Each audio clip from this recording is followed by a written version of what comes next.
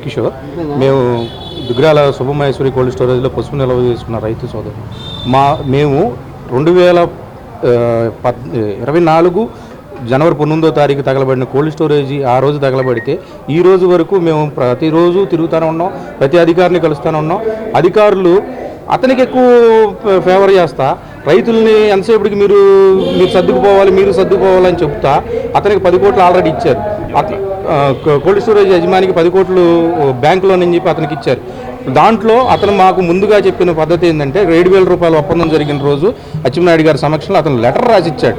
ఏమని, మేము నాకు వచ్చే ఇన్సూరెన్స్ కానీ నాకు వచ్చే స్టాకుల మీద ఉన్న వచ్చే డబ్బులు కానీ అన్నీ నేను రైతు సోదరులకే ఇస్తానని చెప్పి ఆ రోజు సమాధానం చెప్పి, నాకు లోన్ ఉంది, నా లోన్కి 10 కోట్లు పోయినాయి అని చెప్పి ఇప్పుడు నేను కట్టలేను 7 కోట్లే ఇస్తాను అది 3 కోట్లు దాంట్లో తీసేసుకుంటున్నాడు.